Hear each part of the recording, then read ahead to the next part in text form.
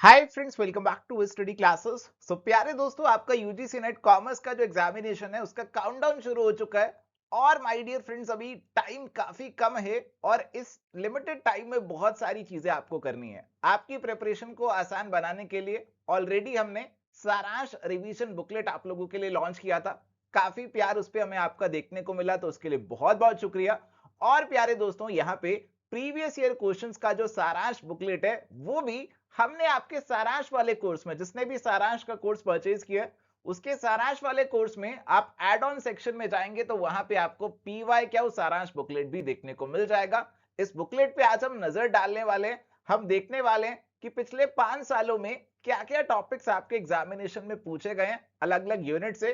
तो अगर आपने प्रीवियस ईयर क्वेश्चन अभी तक लगाए नहीं है या फिर लगाए थे बट भूल चुके हैं, उनका रिवीजन नहीं है, तो आज आपको पूरा क्लैरिटी मिल जाएगा, आपका पूरा रिवीजन हो जाएगा कि क्या क्या टॉपिक्स प्रीवियस ईयर क्वेश्चंस में आते हैं और कहां पे आपको एग्जामिनर कंफ्यूज करने की कोशिश करता है। तो आइए इस बुकलेट पे फटाफट से नजर डालते हैं।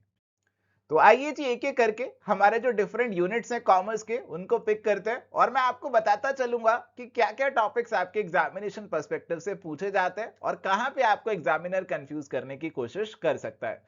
तो सबसे पहले हमारे पास है business environment and international business वाला पार्ट। और इसके अंदर देखिए प्यारे दोस्तों, यहाँ पे वर्ल्ड बैंक ग्रुप जो है एक इंपॉर्टेंट टॉपिक है आपके एग्जामिनेशन के लिए। ग्रुप के अंदर 5 मेंबर्स हैं, कौन से मेंबर हैं कब कब बने आपको मालूम होना चाहिए। कई बार एग्जामिनर आपको कंफ्यूज करेगा कि इनमें से कौन सा मेंबर नहीं है। तो आईएमएफ इसका मेंबर नहीं है, डब्ल्यूटीओ इसका मेंबर नहीं है, बीआईएस इसका मेंबर नहीं है। प्रीवियस ईयर क्वेश्चंस में आपको कई बार यह भी पूछा जाता है कि सॉफ्ट लोन विंडो कौन सी होती है वर्ल्ड बैंक की, तो that is your IFC. And प्यारे दोस्तों, अगला है हमारा आईएमएफ। तो आईएमएफ कब बना, कहां इसके हेडक्वार्टर है और स्पेशल ड्राइंग राइट्स की जो बास्केट इससे जुड़ी हुई है उसके क्या क्या कंपोनेंट्स हैं और इसमें सबसे ज्यादा वेटेज किसका है, ये आपके एग्जाम में पूछ चुके हैं। इसके बाद है जी डब्ल्यूटीओ, कब बना और कहां पे हेडक्वार्टर है। इसके अलावा क्या डब्ल्यूटीओ के फंक्शंस हैं और क्या डब्ल्यूटीओ के प्रिंसिपल्स हैं, they have been asked. And WTO का जो पूरा क्रोनोलॉजी है कि कैसे पहले गेट था, डिफरेंट राउंड्स हमारे पास रहे, Geneva round, Kennedy round, Tokyo, Uruguay, Doha round, तो इसको लेकर भी एग्जामिनेशन में आपको अरेंज करने के सवाल कई बार देखने को मिले हैं। डब्ल्यूटीओ में किस हिसाब से डिस्प्यूट्स को सेटल किया जाता है उसका पूरा सीक्वेंस भी कई बार आपसे पूछा गया। एंड प्यारे दोस्तों, आपकी जो डिफरेंट इंटरनेशनल ट्रेड थ्योरीज है, कौन सी थ्योरी किसने दी, इस पे आपको मैच द फॉलोइंग का सवाल अक्सर देखने को मिलेगा। तो ये सारे जो लिस्ट है ना, ये आप बिल्कुल याद कर लेना। हेक्सर ऑलिन का जो थ्योरी है वो थोड़ा सा ज्यादा फेवरेट है एग्जामिनर का, तो इसके ऊपर भी आपको सवाल देखने को मिलते हैं कि क्या कहती है ये थ्योरी। और इसका एक पैराडॉक्स है, लियोंटिफ पैराडॉक्स। तो ये पैराडॉक्स जो है ये भी आपका कई बार एग्जामिनेशन में आपको देखने को मिलता है। इसके अलावा यहाँ पे पॉटर फ्रेमवर्क की बात करी हुई है। देखो पॉटर फ्रेमवर्क जो है यू तो एक अपनी अलग से थ्योरी है इंटरनेशनल ट्रेड की। अब इस थ्योरी के अंदर आपके कुछ डिटर्मिनेंट्स आते हैं, वो आपको मालूम होने चाहिए। तो यहाँ पे थोड़ा सा जो स्लाइड्स है वो मेरे पीछे छुप रही होंगी, तो उसके लिए थोड़ा सा क्षमा चाहता हूँ। बट प्यारे दोस्तों, यहाँ पे ये जो पॉइंट्स हैं मैं आपको एक बार बता देता हूँ, जो भी मेरे पीछे छुप रहे हैं आप चिंता मत कीजिए। सो माय डियर फ्रेंड्स, यहाँ पे ना पोर्टर का जो डायमंड मॉडल है वो तो इंटरनेशनल ट्रेड का मॉडल है, बट साथ ही पोर्टर का एक 5 फोर्सेस मॉडल भी है। तो जो 5 फोर्सेस वाला मॉडल है और डायमंड मॉडल दोनों अलग अलग है, आपको एग्जामिनर कंफ्यूज करने की कोशिश कर सकता है। दोनों के जो एलिमेंट्स हैं वो एक दूसरे में डाल के आपको कंफ्यूज करने की कोशिश करेगा, बट आपको कंफ्यूज नहीं होना है। चलिए जी, तो आगे बढ़ते हैं जी। आगे आपके जो इंटरनेशनलाइजेशन के डिफरेंट मॉडल्स हैं उनकी बात करी हुई है। देखो यहाँ पे आपका ईपीआरजी का जो मॉडल है वो काफी इंपॉर्टेंट है। एथनोसेंट्रिक, पॉलीसेंट्रिक, रीजियोसेंट्रिक, जियोसेंट्रिक के जो ओरिएंटेशंस हैं, क्या इनके मतलब हैं, ये आपको पता होने चाहिए। और कई बार एग्जामिनेशन में ना उपसला मॉडल भी पूछा गया है, तो इस मॉडल के अंदर क्या सीक्वेंस रहते हैं ये आप एक बार जरूर देखना। इसके अलावा आपको इंटरनेशनल मार्केट में एंट्री लेनी है तो अलग अलग मोड्स आपके पास अवेलेबल है। कौन से मोड में कम रिस्क है, किसमें ज्यादा रिस्क है, ये पता होना चाहिए। एफडीआई एक इंपॉर्टेंट मोड है। डिफरेंट टाइप्स ऑफ एफडीआई क्या होते हैं, और यहाँ पे एक ओएलआई पैराडाइम भी देखने को मिलता है, which talks about ownership, location and internalisation, ये आपको मालूम होना चाहिए। इसके अलावा प्यारे दोस्तों, यहाँ पे आपका जो फेमा वाला पार्ट है, फॉरेन एक्सचेंज मैनेजमेंट एक्ट 1999 वाला, इसके अंदर करंट अकाउंट और कैपिटल अकाउंट के ट्रांजेक्शन्स पे कई बार सवाल आया है। एंड फॉरेन ट्रेड पॉलिसी, देखो आज की डेट में फॉरेन ट्रेड पॉलिसी 2023 आ चुकी है, तो आप उसको एक बार देखकर जाना।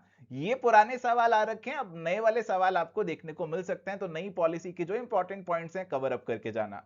एक्सपोर्ट इंपोर्ट का क्या प्रोसीजर रहता है, इसको लेकर आपको स्टेप्स वाले सवाल आ सकते हैं कि इनको ऑर्डर में अरेंज करो। एंड प्यारे दोस्तों, यहाँ पे डंपिंग का जो टॉपिक रहता है कि आप अपना सामान दूसरे देश में सस्ते दाम पे डंप कर रहे हैं। डिफरेंट टाइप्स ऑफ डंपिंग होते हैं, persistent, predatory, sporadic, reverse dumping. तो इनके मीनिंग आपको एकदम क्लियर होने चाहिए। इकोनॉमिक इंटीग्रेशन का जो ऑर्डर रहता है, पीटीए, एफटीए, कस्टम यूनियन है, कॉमन मार्केट है, इकोनॉमिक और पॉलिटिकल यूनियन है, ये आपको पता होना चाहिए। और कुछ हमारे डिफरेंट रीजनल ब्लॉक्स है, जैसे आपका एशियान है, मेर्क्यूसर है, नाफ्टा है जिसको यूएसएमसीए ने रिप्लेस कर दिया, तो उसका बेसिक आइडिया आपको मालूम होना चाहिए। इसके अलावा जो आपका कंज्यूमर प्रोटेक्शन वाला टॉपिक है, इसमें क्या क्या कंज्यूमर को राइट्स मिलते हैं और क्या क्या रिड्रेसल मैकेनिज्म अवेलेबल है, ये आपको मालूम होना चाहिए। कॉर्पोरेट सोशल रिस्पॉन्सिबिलिटी किन कंपनीज पे अप्लाई करती है और कितना परसेंटेज प्रॉफिट का आपको खर्च करना है। इसके अलावा ग्लोबलाइजेशन को कौन कौन से फैक्टर्स ड्राइव कर रहे हैं, these all have been asked in the examination. चलिए आगे आते हैं जी अकाउंटिंग और ऑडिटिंग वाले पार्ट पे। यहाँ पे थोड़ा सा फॉन्ट आपको छोटा देखने को जरूर मिल रहा होगा, तो अगर आपको छोटा लग रहा है तो यार स्क्रीनशॉट लेके जूम कर लो, या फिर आपने अगर कोर्स परचेज किया हुआ है तो वहां से आप बुकलेट डाउनलोड करके उसको जूम करके देख सकते हो। तो यहाँ पे प्यारे दोस्तों हमारे पास जो अकाउंटिंग और ऑडिटिंग के टॉपिक्स हैं, इसमें सबसे पहले है जी गुडविल का टॉपिक। अब एग्जामिनेशन में ना एक बार पूछा गया था कि different types of goodwill, cat, dog, rat, ये कौन से डिफरेंट टाइप्स होते हैं, कौन सा ज्यादा वैल्यूएबल होता है, तो ये मालूम होना चाहिए। इसके अलावा गुडविल को कैलकुलेट करने के फॉर्मूलाज आपको मालूम होने चाहिए। और गुडविल का एडजस्टमेंट कैसे किया जाता है पार्टनरशिप में, कि अगर कोई नया पार्टनर आ रहा है तो कैसे एडजस्टमेंट करोगे, इसको लेकर सवाल आते हैं। एंड अगर आपने पार्टनरशिप डीड बनाया हुआ नहीं है तो पार्टनर्स के बीच में क्या रिलेशन रहेगा, कितना इंटरेस्ट ऑन लोन दे सकते हैं, क्या सैलरी, क्या इंटरेस्ट ऑन कैपिटल दे सकते हैं, क्या नहीं दे सकते, इसको लेकर आपको सवाल देखने को मिलते हैं। एंड माय डियर फ्रेंड्स, जो हमारे पास डिफरेंट रेशियोज रहती हैं आपके एडमिशन और रिटायरमेंट के टाइम पे, सेक्रीफाइसिंग और गेनिंग रेशो, इसको लेकर भी हमें एग्जाम में सवाल देखने को मिला है। न्यूमेरिकल सवाल भी इस पे आते हैं, तो इसको आप न्यूमेरिकल पर्सपेक्टिव से कवर करके जाना। एक पार्टनरशिप का डिसोल्यूशन हो रहा है तो किस ऑर्डर में पेमेंट्स की जाएंगी, किसको पहले पैसा मिलेगा, किसको बाद में मिलेगा, ये भी एग्जामिनर अक्सर एग्जाम में पूछता है। कंपनीज एक्ट की बात करें तो, कंपनी अकाउंट्स की बात करें तो यार यहाँ पे ना आपका सिक्योरिटीज प्रीमियम आप कलेक्ट करते हैं जब भी आप शेयर फेस वैल्यू से ऊपर दाम पे इशू कर रहे हैं, तो उसको कौन से पर्पस के लिए यूज कर सकते हैं और किसके लिए यूज नहीं कर सकते, सेक्शन 52 आपका इंपॉर्टेंट है यहां पर। इसके अलावा जी यहाँ पे आपका बायबैक को लेकर कई बार सवाल आ चुका है जी। और यहाँ पे एक बार राइट्स इशू को लेकर भी सवाल आया था कि राइट की वैल्यू आपको कंप्यूट करनी थी, वहां पे एक सीधा सीधा फॉर्मूला रहता है जो बेसिकली अप्लाई करके सवाल सॉल्व हो जाता है। एंड माय डियर फ्रेंड्स, अगर ऑडिटिंग की बात करें तो ऑडिटिंग के अंदर किस तरीके से आपका ऑडिटर अपॉइंट किया जाता है, कौन से सेक्शन रहते हैं कंपनी लॉ के ऑडिट से जुड़े हुए, तो उस पर भी आपको एग्जाम में सवाल देखने को मिलता है। एंड माय डियर फ्रेंड्स, अब आप अमलगमेशन की बात कर रहे होते हैं तो वहां पे ना डिफरेंट मेथड्स रहते हैं परचेज कंसीडरेशन निकालने के, तो कौन से मेथड्स होते हैं, ये मेथड्स के नाम आपसे पूछ चुके हैं। और प्यारे दोस्तों, इंड एस और अकाउंटिंग स्टैंडर्ड्स का जो टॉपिक है बहुत ज्यादा इंपॉर्टेंट है, तो कौन सा इंड एस किससे जुड़ा हुआ है, ये चीज आपके एग्जामिनेशन में पूछी जाती है। पहले अकाउंटिंग स्टैंडर्ड ज्यादा पूछे जाते थे, अब इंड एस भी पूछे जाने लगे हैं, तो अलग अलग इंड एस में क्या लिखा हुआ है ये आपको मालूम होना चाहिए। चलिए तो प्यारे दोस्तों, आगे कॉस्ट अकाउंटिंग की बात करें तो यहाँ पे मटेरियल वेरिएंसेस, देखो बहुत सारे वेरिएंसेस होते हैं, लेबर, ओवरहेड वगैरह वाले, वो थोड़े से मुश्किल हो जाते हैं, बट मटेरियल वेरिएंसेस एग्जामिनेशन में ज्यादा पूछे जाते हैं और ये सिंपल भी है कंपैरेटिवली। तो अलग अलग मटेरियल वेरिएंसेस के क्या फॉर्मूला है, एटलीस्ट आप उतना जरूर कवर अप करके जाना, क्योंकि ये एग्जामिनेशन में कई बार सीधा सीधा सवाल आ जाता है।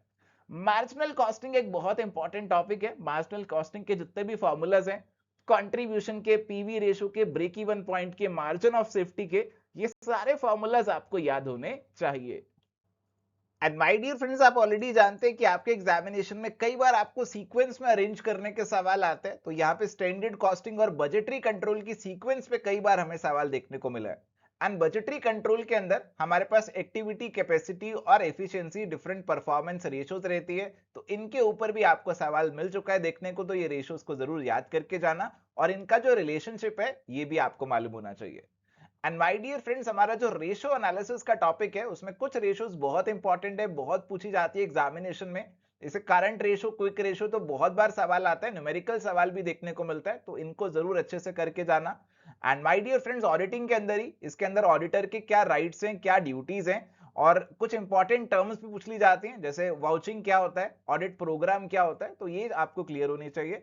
ह्यूमन रिसोर्स अकाउंटिंग के अंदर यूजुअली पूछा जाता है कि कौन सा अप्रोच आपको किसने दिया, और इन्फ्लेशन अकाउंटिंग के भी जो डिफरेंट मेथड्स हैं उनका ब्रॉड आइडिया आपको होना चाहिए। इसमें आपका जो सीपीपी मेथड है उसका फॉर्मूला भी पूछ चुके हैं, और सीसीए मेथड किसने रिकमेंड किया था, सैंडीलैंड्स कमेटी ने रिकमेंड किया था, इसके ऊपर भी सवाल आ चुका है। कैश फ्लो और फंड फ्लो की बात करें तो यार कैश फ्लो के अंदर ऑपरेटिंग, इन्वेस्टिंग, फाइनेंसिंग एक्टिविटीज का क्लासिफिकेशन बिल्कुल क्लियर होना चाहिए आपको, और फंड फ्लो स्टेटमेंट के अंदर क्या सोर्सेज होते हैं, क्या एप्लीकेशंस होते हैं फंड के, तो उनका पूरा जो बाइफरकेशन है आपको क्लियर होना चाहिए। कौन से ट्रांजैक्शन से फंड फ्लो होगा और किससे नहीं होगा, ये कंसेप्ट आपका क्लियर होना चाहिए। इसके अलावा प्रोसेस कॉस्टिंग की बात करें तो प्रोसेस कॉस्टिंग में कौन सी इंडस्ट्रीज पे लगाया जाता है प्रोसेस कॉस्टिंग, ये पूछ चुके हैं आपसे। एबीसी कॉस्टिंग पे, एक्टिविटी बेस्ड कॉस्टिंग पे पूछ चुके हैं कि क्या क्या ड्राइवर्स आप ले सकते हैं आपके कॉस्ट के एलोकेशन के लिए, ट्रांजैक्शन ड्यूरेशन, इंटेंसिटी, तो ये भी आपको ब्रॉड आइडिया यहां पे अटेन करना है। एंड माय डियर फ्रेंड्स, इसके अलावा अगर बात करें बिजनेस इकोनॉमिक्स की, तो यहाँ पे आपका डिमांड और इलास्टिसिटी वाला टॉपिक काफी इंपॉर्टेंट है, और इसमें सबसे इंपॉर्टेंट है ये वाला जो फॉर्मूला है, इस पे बहुत बार एग्जामिनेशन में सवाल आता है। And my dear friends, elasticity का रिलेशन क्या है आपके रेवेन्यू के साथ, इस पे भी सवाल आ चुका है, और डिफरेंट टाइप्स ऑफ गुड्स की क्या इलास्टिसिटी रहती है, ये भी आपसे कई बार पूछ चुके हैं। कंज्यूमर बिहेवियर के अंदर कार्डिनल यूटिलिटी के क्या अजम्पशंस रहते हैं, कौन सा अजम्पशन नहीं है, इसको लेकर भी आपसे सवाल पूछ चुके हैं। एंड प्यारे दोस्तों, इंडिफरेंस कर्व एनालिसिस के क्या प्रॉपर्टीज होते हैं और क्यों वो आपके डाउनवर्ड स्लोपिंग होते हैं, क्यों कन्वेक्स होते हैं, इसको लेकर आपके सवाल आ चुके हैं। And my dear friends, different effects जो आपके रहते हैं, गिफन इफेक्ट है, बैंडवैगन है, स्नॉब है, वेबलन इफेक्ट है, उनके मीनिंग आपको क्लियर होने चाहिए, ये भी एग्जामिनर के one of the favourite topics है। प्रोडक्शन फंक्शन के अंदर आपके कॉब डगलस प्रोडक्शन फंक्शन होता है, तो उसका फॉर्मूला और वो कौन सी कंडीशंस पे कौन सी रिटर्न्स को डिनोट कर रहा है, ये आपको पता होना चाहिए। आपका जो लॉ ऑफ डिमिनिशिंग रिटर्न्स है, लॉ ऑफ वेरिएबल प्रोपोर्शन है, वो पता होना चाहिए, क्या उसके स्टेजेस होते हैं, क्या उसके अजम्पशंस होते हैं, और कॉस्ट के जो रिलेशनशिप हैं एमसी एसी के बीच में, और क्या कर्व्स के शेप रहते हैं, आपका एवरेज कॉस्ट कर्व का शेप कैसा रहता है, तो ये सारी चीजें आपको मालूम होने चाहिए। And my dear friends, economies of scale जो है वो कैसे अराइज हो सकते हैं, क्या आपके कॉजेज है, ये भी आपके एग्जामिनेशन में पूछ चुके हैं। And my dear friends, market structures की अगर हम बात करें तो यहाँ पे आपका perfect competition, monopoly, monopolistic, oligopoly, ये जो आपके मार्केट फॉर्म्स है वो कवर किए गए, और हर एक मार्केट फॉर्म का बेसिक मीनिंग आपको क्लियर होना चाहिए, उसके फीचर्स आपको क्लियर होने चाहिए, और इक्विलिब्रियम हर मार्केट में कैसे ऑब्टेन होता है ये आपको पता होना चाहिए कि इक्विलिब्रियम किस पॉइंट पे ऑब्टेन होगा। एंड ओलिगोपोली के अंदर एक स्पेशल देखने को मिलता है किंग डिमांड कर्व, तो ये किंग डिमांड कर्व क्या एक्सप्लेन करता है, किसने डेवलप किया था, ये भी पूछ चुके हैं। एंड यहाँ पे एक टॉपिक प्राइस डिस्क्रिमिनेशन का भी आता है, तो कब आप प्राइस डिस्क्रिमिनेशन कर सकते हैं, क्या उसके अलग अलग डिग्रीज होते हैं, ये भी आपके एग्जाम में पूछ चुके हैं जी। एंड जो हमारी डिफरेंट प्राइसिंग पॉलिसीज रहती हैं, स्किमिंग है, पेनिट्रेशन है, पीक लोड है, तो कौन सी पॉलिसी आप कब फॉलो करेंगे, कब अडॉप्ट करेंगे, ये भी पूछते हैं। शटडाउन पॉइंट पे सवाल आता है कि कब फर्म अपना काम शटडाउन कर देगी, और कौन सा शटडाउन पॉइंट आपका होगा, इसको भी एग्जामिनेशन में पूछते हैं। हमारे बिजनेस फर्म के डिफरेंट ऑब्जेक्टिव्स हैं जो डिफरेंट इकोनॉमिस्ट ने बताए, तो कौन से इकोनॉमिस्ट ने कौन सा ऑब्जेक्टिव बताया, ये आपसे एग्जाम में पूछ चुके हैं। और डिफरेंट प्रॉफिट की थ्योरीज है, कौन सी थ्योरी कौन से इकोनॉमिस्ट ने दी है, ये आपको मालूम होना चाहिए।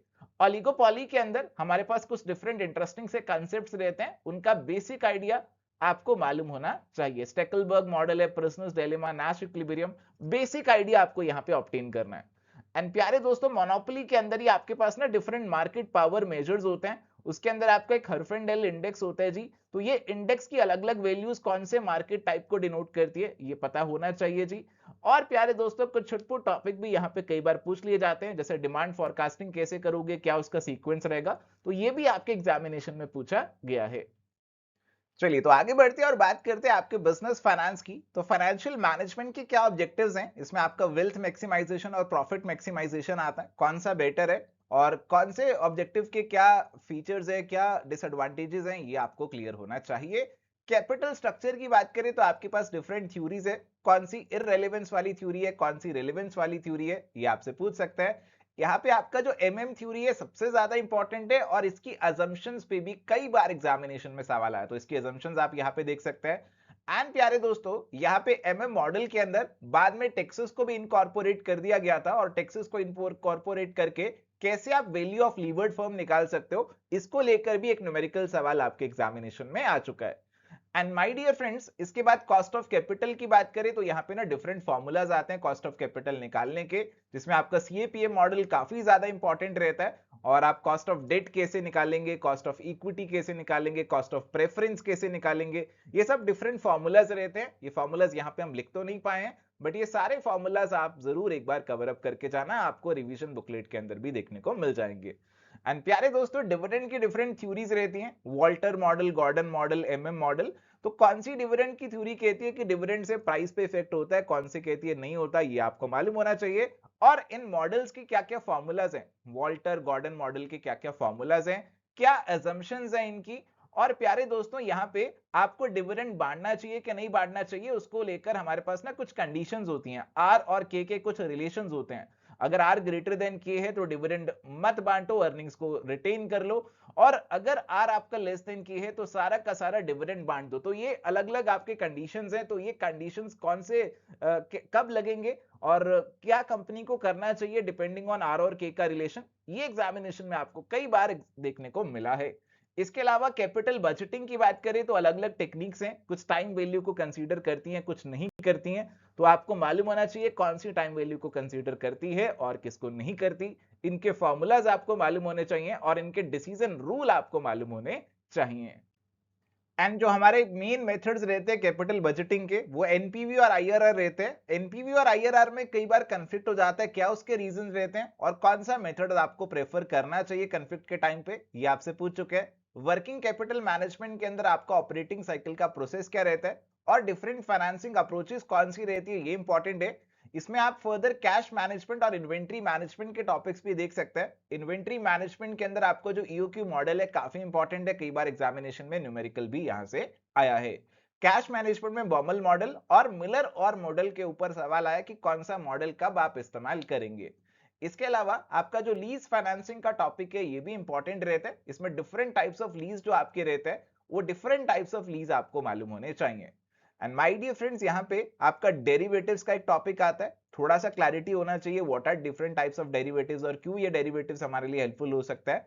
फॉरेन एक्सचेंज का जो आपका एक्सपोजर रहता है, ट्रांजैक्शन, ट्रांसलेशन, इकोनॉमिक एक्सपोजर, ये क्या रहता है, क्या इसका फर्म पे इंपैक्ट रहता है, ये आपको पता होना चाहिए। और कैसे आप इस एक्सपोजर को मैनेज कर सकते हो, इंटरनल और एक्सटर्नल मेथड्स आपको पता होने चाहिए।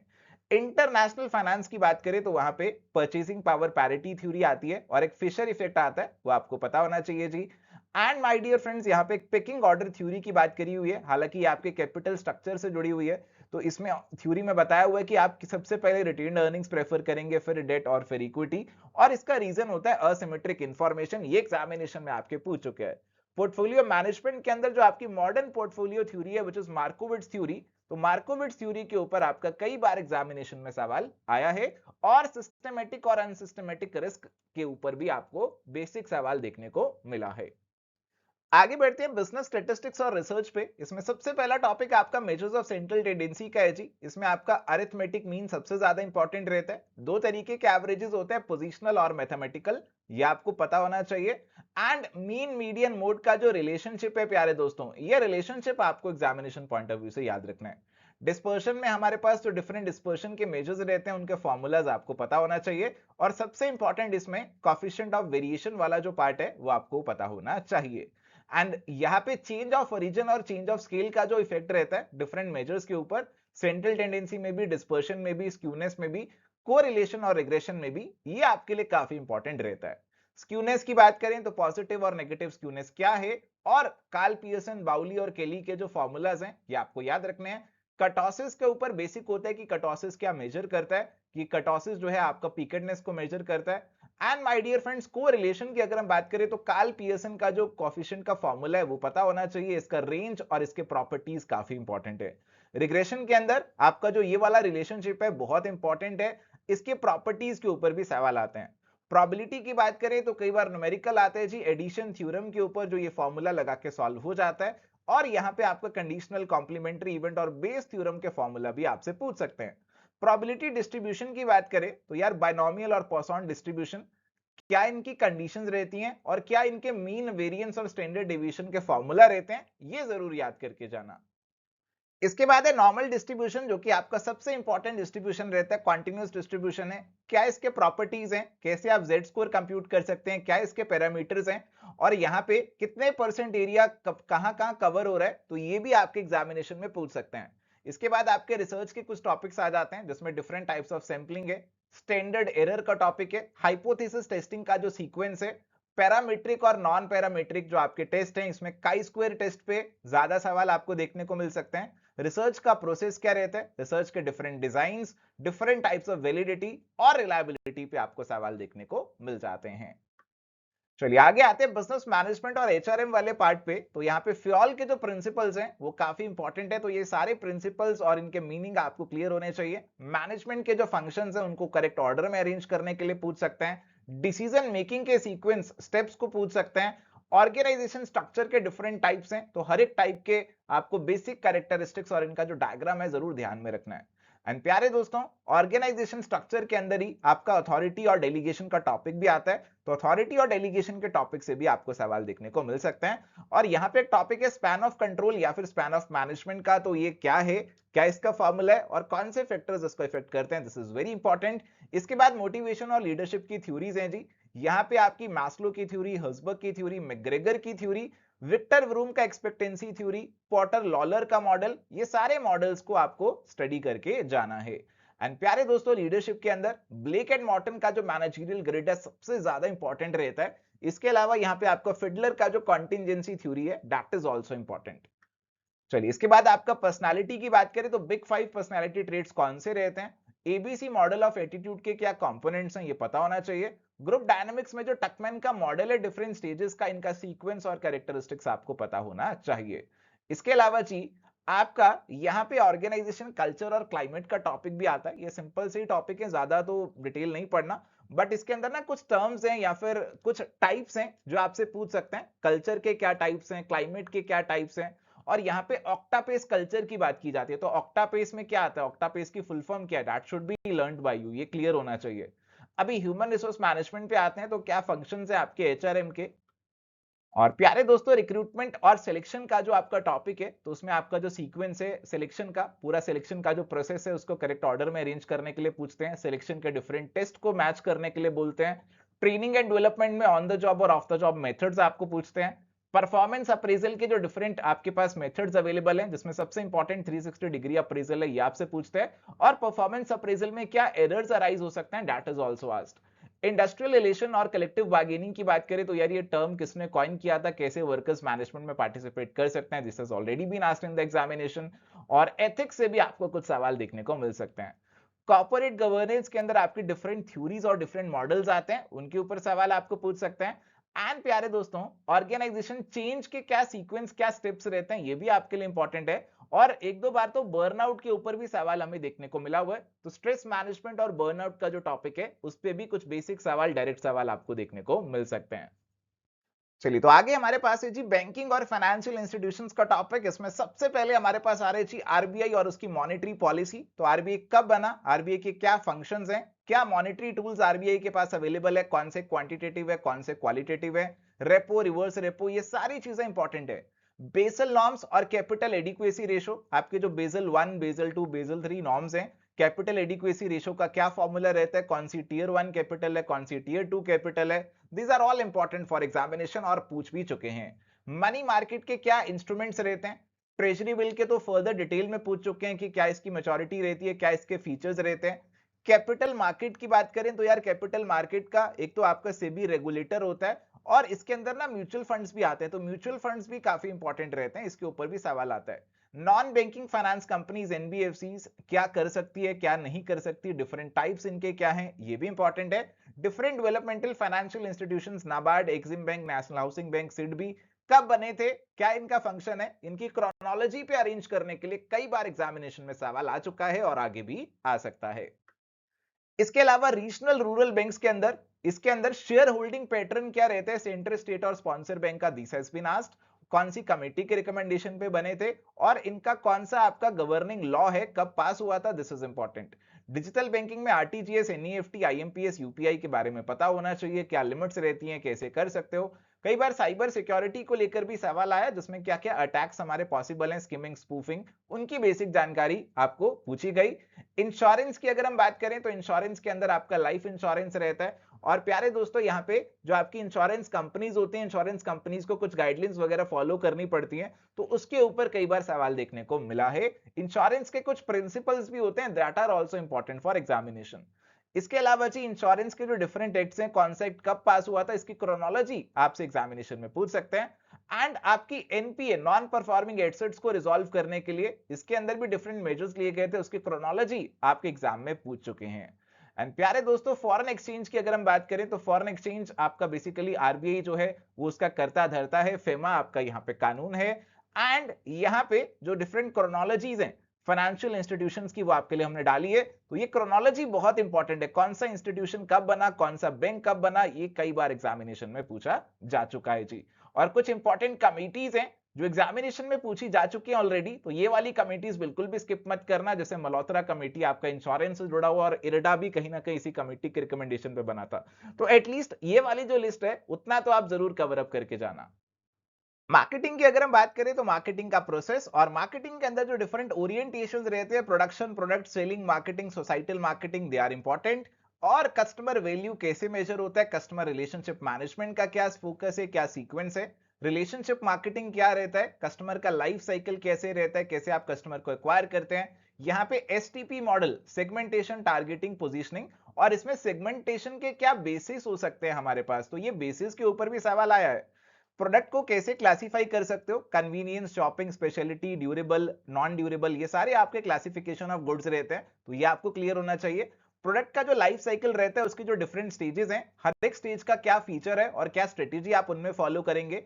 नए प्रोडक्ट डेवलपमेंट का क्या प्रोसेस है, ये भी इंपॉर्टेंट है। और बीसीजी मैट्रिक्स और एनसॉफ मैट्रिक्स, ये बीसीजी और एनसॉफ मैट्रिक्स हालांकि स्ट्रेटेजिक मैनेजमेंट से जुड़े हुए हैं, बट फिर भी आपके यूजीसी नेट कॉमर्स में पूछे जा चुके हैं, तो ये बेसिक जो स्ट्रेटेजीज हैं यहां पे आपको क्लियर होनी चाहिए। एंड माय डियर फ्रेंड्स, जो डिफरेंट मार्केटिंग चैनल्स आपके पास रहते हैं, डायरेक्ट और इनडायरेक्ट, वो आपको पता होना चाहिए। और चैनल्स में कैसे कंफ्लिक्ट अराइज हो सकता है, कौन से टाइप्स ऑफ कंफ्लिक्ट होते हैं, ये आपको पता होना चाहिए। आप कैसे डिस्ट्रीब्यूशन करते हैं, इंटेंसिव, सेलेक्टिव, एक्सक्लूसिव डिस्ट्रीब्यूशन का डिफरेंस आपको पता होना चाहिए। डिफरेंट प्राइसिंग के स्ट्रेटेजीज आपको पता होना चाहिए। और सर्विस मार्केटिंग का टॉपिक यहाँ पे काफी इंपॉर्टेंट है, जिसमें सर्विस के जो कैरेक्टरिस्टिक्स रहते हैं वो आपसे कई बार पूछे जाते हैं। यहीं पे एक सर्कुलर मॉडल भी आता है, तो ये मॉडल क्या है, उसमें क्या गैप्स की बात की हुई है, ये पता होना चाहिए। होलिस्टिक मार्केटिंग के ऊपर भी कई बार आपको सवाल देखने को मिला है। और डायरेक्ट मार्केटिंग, डायरेक्ट मार्केटिंग के अंदर क्या क्या आता है, क्या इसके कैरेक्टरिस्टिक्स है, इस पे भी आपको एग्जामिनेशन में सवाल देखने को मिल चुका है। एंड मार्केटिंग के अंदर ही फर्दर आपके जो डिफरेंट प्रमोशन मिक्स के एलिमेंट्स हैं वो इंपॉर्टेंट है आपके लिए। और यहाँ पे आपका एक हायरार्की ऑफ इफेक्ट्स मॉडल भी आता है, that is also important. Personal selling का जो प्रोसेस है वो कई बार आपसे एग्जामिनेशन में पूछ चुके हैं। रिटेलिंग के जो डिफरेंट आपके पास फॉर्मेट्स अवेलेबल रहते हैं, कोई आपका स्पेशलिटी स्टोर है, कोई सुपर मार्केट है, तो ये पता होने चाहिए। कंज्यूमर बाइंग के क्या क्या फैक्टर्स हैं, ये पता होना चाहिए। इनोवेशन को कैसे अडॉप्ट करते हो, क्या आपके डिफरेंट लोग इसमें इन्वॉल्व रहते हैं, इनोवेटर, अर्ली अडॉप्टर, तो ये सारी चीजें आपको पता होनी चाहिए। ब्रांडिंग में brand equity, brand image, brand identity, ये टर्म्स एक जैसी हैं, बट इनका डिस्टिंक्शन, इनका मीनिंग आपको क्लियर होना चाहिए। रूरल मार्केटिंग के क्या फीचर्स हैं, ये भी आपके एग्जामिनेशन में पूछ चुके हैं। आइए अब आते हैं लीगल एस्पेक्ट्स ऑफ बिजनेस पे। तो यहाँ पे आपका जो इंडियन कॉन्ट्रैक्ट एक्ट 1872 है वो आपका सबसे इंपॉर्टेंट पार्ट बनता है। और कॉन्ट्रैक्ट का फॉर्मेशन के क्या डिफरेंट स्टेजेस रहते हैं, दिस इज वेरी इंपॉर्टेंट। और यहाँ पे प्यारे दोस्तों, एक वैलिड कॉन्ट्रैक्ट के क्या एसेंशियल कॉन्ट्रैक्ट्स है, कौन से पार्टीज कॉम्पिटेंट टू कॉन्ट्रैक्ट है, माइनर के साथ एग्रीमेंट किया तो उसकी क्या पोजीशन है, that is important. Free consent की बात करें तो फ्री कंसेंट आपकी क्या है, और यहाँ पे coercion, undue influence, fraud, misrepresentation, mistake कैसे कंसेंट को अफेक्ट कर सकते हैं, ये पता होना चाहिए। एंड कॉन्ट्रैक्ट को कैसे डिस्चार्ज कर सकते हैं, परफॉर्मेंस, म्यूचुअल एग्रीमेंट, इंपॉसिबिलिटी, इनके ऊपर भी सवाल देखने को मिला है। और अगर कॉन्ट्रैक्ट का ब्रीच होता है तो डिफरेंट टाइप्स ऑफ डैमेजेस जो आपके रहते हैं, that should be clear. And यहाँ पे एक टर्म आता है क्वांटम मेरिट का, which means as much as is earned. जब आपका पार्टली परफॉर्म कॉन्ट्रैक्ट है वहां पे ये अप्लाई करता है, ये भी एग्जामिनेशन में पूछ चुके हैं। सेल ऑफ गुड्स एक्ट की बात करें तो गुड्स में क्या इंक्लूड होगा, क्या नहीं होगा, डिफरेंट टाइप्स ऑफ गुड्स आपके पास रहते हैं, दैट इज आल्सो इंपॉर्टेंट। और यहीं पे कंडीशन और वारंटी का कंसेप्ट आता है कि कंडीशन और वारंटी में क्या डिफरेंस है, क्या आपकी इंप्लाइड कंडीशंस रहती हैं, क्या ब्रीच के टाइम आप कर सकते हैं, that is important. Caveat emptor का भी प्रिंसिपल यहीं पे आता है, which means let the buyer beware, but इसकी कुछ एक्सेप्शंस भी हैं जो आपको पता होनी चाहिए। अगर अनपेड सेलर है तो क्या इसके राइट्स हैं, this is asked in examination.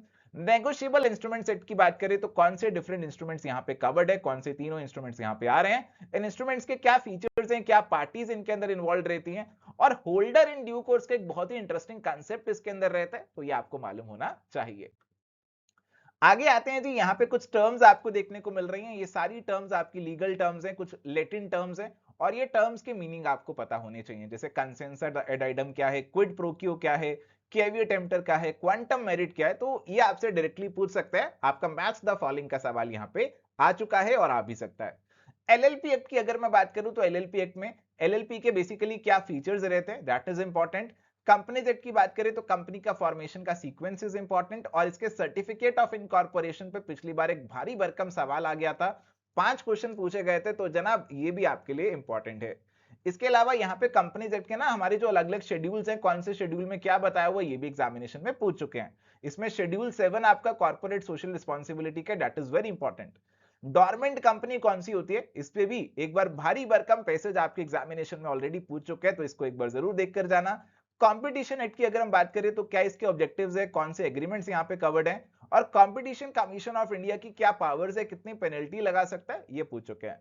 RTI act, return right to information act, ये कौन सी डेट से इन्फोर्स हुआ था, ये आपका पूछ चुके एग्जामिनेशन में। कितने टाइम में आपको इन्फॉर्मेशन प्रोवाइड करनी रहती है, इन्फॉर्मेशन में क्या इंक्लूड होगा, कौन सी इंफॉर्मेशन ले सकते हो, कौन सी इंफॉर्मेशन एग्जेम्प्ट है, इंफॉर्मेशन केवल सिटीजन ले सकता है, बाकी किसी को राइट यहाँ पे नहीं दिया हुआ। इंफॉर्मेशन टेक्नोलॉजी एक्ट की बात करें तो इसका कवरेज क्या है, क्या इसमें कवर होगा, और इसमें पेनल्टी के कुछ इंपॉर्टेंट सेक्शंस हैं, तो ये सेक्शंस आपके लिए यहाँ पे एग्जामिनेशन में पूछ सकते हैं। इंटेलेक्चुअल प्रॉपर्टी राइट्स की बात करें तो अलग अलग जो आपके राइट्स हैं उनकी क्या क्या टेन्योर रहता है, पेटेंट, ट्रेडमार्क, कॉपीराइट कितने टाइम के लिए अवेलेबल रहेगा, और प्यारे दोस्तों यहाँ पे इनका बेसिक मीनिंग डिस्टिंक्शन आपको क्लियर होना चाहिए। कॉपीराइट के ऊपर पूछ चुके हैं, कॉपीराइट में कौन से वर्क्स कवर होंगे, कौन से वर्क्स कवर नहीं होंगे। जीएसटी का टॉपिक भी इंपॉर्टेंट है, जीएसटी के क्या फीचर्स है, क्या बेनिफिट्स है, और जीएसटी के रेट्स में अभी कुछ चेंजेस देखने को मिले, तो ये एग्जामिनेशन के लिए इंपॉर्टेंट रहेगा। आइए बात है इनकम टैक्स की बात करते हैं जी। तो इनकम टैक्स के अंदर सबसे पहले हमारा रेजिडेंशियल स्टेटस का जो टॉपिक है वो आ रहा है। तो इसके ऊपर आपको कई बार कुछ ऐसे सवाल देखने को मिलेंगे जिसमें आपको बताया जाएगा कि इंडिविजुअल इतने दिन इंडिया में रुका है, तो बताइए क्या ये ऑर्डिनरी है, क्या ये नॉट ऑर्डिनरी है, ऐसे सवाल आपको देखने को मिलेंगे। कंपनी के बारे में आप ध्यान रखिए कि कंपनी केवल रेजिडेंट नॉन रेजिडेंट हो सकती है, कंपनी नॉट ऑर्डिनरी रेजिडेंट नहीं हो सकती, इसको लेकर भी सवाल आ चुका है। इसके अलावा एग्रीकल्चर इनकम कौन सी है, इसमें क्या कवर्ड होगा, क्या कवर्ड नहीं होगा, और कई केसेस में हम यहाँ पे क्या करते हैं, कई बार यहाँ पे हम ना कुछ परसेंटेज ले लेते हैं एग्रीकल्चर इनकम। इसमें टी, कॉफी और रबड़ का केस आता है, तो टी वाले पे ऑलरेडी सवाल आ चुका है, कॉफी और रबड़ पे भी फ्यूचर में आ सकता है। पार्शियल इंटीग्रेशन कब करेंगे, क्या उसकी कंडीशंस हैं, ये पता होनी चाहिए। रिटर्न ऑफ इनकम के जो सेक्शंस रहते हैं डिफरेंट, वो पता होना चाहिए। रिटर्न को ई फाइल करने के क्या सीक्वेंस है, ये भी पूछ चुके हैं। और डिफरेंट आईटीआर फॉर्म्स है, कौन सा आईटीआर किसके लिए इस्तेमाल करोगे, किसको सहज किसको सुगम बोला जाता है, this has been asked in the examination. And प्यारे दोस्तों इसके बाद डिफरेंट हेड्स ऑफ इनकम आते हैं आपके, तो सैलरी में क्या इंक्लूड होगा, क्या नहीं होगा, और सैलरी के अंदर जो डिफरेंट आपके एग्जम्पशंस अलाउंसेस हैं, जैसे चिल्ड्रन एजुकेशन अलाउंस आपको कितना मिलता है, तो ये भी एग्जामिनेशन में पूछ चुके हैं। एंड प्यारे दोस्तों यहीं पे आपका प्रोविडेंट फंड का टॉपिक भी कवर होता है, इसमें different types of provident fund है, तो उन प्रोविडेंट फंड के मीनिंग और उनमें क्या एग्जम्पशन मिलता है, that should be clear. House property की बात करें तो हाउस प्रॉपर्टी में कैसे आप अपना एनएवी कंप्यूट करेंगे, किस तरीके से आपका पूरा जो स्टेप्स रहते हैं, किस तरीके से आप अपने जीएवी एनएवी तक पहुंचते हैं, that should be clear to you. Capital gain की बात करें तो कैपिटल गेन के अंदर आपको जो डिफरेंट एग्जाम्पशन के सेक्शंस रहते हैं ना, जो डिफरेंट एग्जाम्पशन के सेक्शंस हैं वो आपके लिए इंपॉर्टेंट है, वो आपसे पूछ सकता है। एंड अगर आपका कैपिटल लॉस हो जाए तो ध्यान रखिए, अगर लॉन्ग टर्म कैपिटल लॉस है तो केवल लॉन्ग टर्म गेन से ही सेट ऑफ होगा। बिजनेस इनकम की बात करें तो यहाँ पे सेक्शन 37 एक इंपॉर्टेंट सेक्शन है, और सेक्शन 37 में क्या एक्सपेंडिचर अलाउड है, कौन से एक्सपेंडिचर अलाउड नहीं किया गया, वो आपको पता होना चाहिए। तो जनाब चैप्टर 6A की जो आपकी डिडक्शंस रहती हैं 80C से लेके जो आपकी डिफरेंट डिडक्शंस हैं, इसमें आपका 80C, 80D, 80TTA, TTB बहुत सारी डिडक्शंस हैं। तो जो डिडक्शंस आपके एग्जामिनेशन में पूछी गई है उनकी ब्रीफ समरी हमने यहाँ पे डाल दी है। कई बार लिमिट भी पूछ लेते हैं, 80TTB की लिमिट भी पूछ चुके हैं एग्जामिनेशन में, तो जनाब ये आपको कवर अप करनी है। इसके अलावा यहाँ पे आपकी जो डिफरेंट डोनेशंस रहती हैं जो 80G के अंदर बेसिकली कवर्ड रहती है, तो कौन सी डोनेशन पे 100% रिडक्शन मिलेगी, किस पे नहीं मिलेगी, कैश डोनेशन पे मैक्सिमम कितनी रिडक्शन ले सकते हो, दैट इज इंपॉर्टेंट। टीडीएस की अगर हम बात करें तो जनाब टीडीएस के अंदर ना एक तो रेट्स आते हैं, अब रेट्स मैंने यहाँ पे डाले नहीं है, आपके डिफरेंट सेक्शंस और different rates that are important, तो उनको कवर अप करके जाना, वो आपको जो आपका सारांश रिवीजन बुकलेट है उसमें देखने को मिल जाएगा। एंड टीडीएस के जो डिफरेंट फॉर्म्स रहते हैं, कौन सा फॉर्म किसके लिए रहता है, ये आपके लिए पूछ चुके हैं। एडवांस टैक्स आपको कब देना रहता है, क्या उसके डिफरेंट इंस्टॉलमेंट्स रहती हैं। जो डबल टैक्सेशन का टॉपिक है उसके अंदर सेक्शन 90 और सेक्शन 91 आते हैं, तो इसमें क्या रिलीफ आपको मिलेगा, और सेक्शन 91 का रिलीफ लेना है तो क्या कंडीशंस पूरी होनी जरूरी है, this has been asked in the examination. इसके अलावा टैक्स प्लानिंग, अवॉइडेंस और इवेशन तो बहुत बहुत बहुत इंपॉर्टेंट टॉपिक है आपके एग्जामिनेशन के लिए, और इस पे तो हर बार सवाल आता ही आता है, तो इसको कवर अप करके जाना। इसके अलावा इनकम फ्रॉम अदर सोर्सेज में क्या आएगा, क्लबिंग ऑफ इनकम में माइनर की इनकम आप कब क्लब करेंगे पेरेंट के साथ, this has been asked in the examination. तो प्यारे दोस्तों ये थी जी आपके टॉपिक्स जो पिछले 5 सालों में पूछे गए हैं आपके यूजीसी नेट कॉमर्स के सिलेबस से, आपके डिफरेंट यूनिट से क्या क्या टॉपिक्स एग्जामिनेशन में आए हैं, और उन टॉपिक्स का एक कंसाइज रिवीजन आपको यहाँ पे देखने को मिल जाएगा। तो अगर आपको एग्जामिनेशन से एक दिन पहले प्रीवियस ईयर क्वेश्चंस को रिवाइज करना है तो आप इस शीट को कवर अप कर लेंगे तो आपके प्रीवियस ईयर क्वेश्चंस रिवाइज हो जाएंगे। और अगर आपने अभी प्रीवियस ईयर क्वेश्चंस को देखा नहीं है तो एक बार इस शीट पर नजर डाल लेना, आपको पता लग जाएगा कौन से टॉपिक्स इंपॉर्टेंट है और आप उनको यहाँ पे कवर कर सकते हो। आज के लिए इस सेशन में इतना ही, जाते जाते वीडियो को लाइक जरूर करके जाना क्योंकि काफी मेहनत लगती है ऐसे इनिशिएटिव्स लाने में, और एक छोटा सा कमेंट भी कर दोगे तो हमारे चेहरे पे एक बहुत बड़ी स्माइल आ जाएगी। आज के लिए इतना ही, मिलते हैं नेक्स्ट सेशन में, till then goodbye, take care, all the best.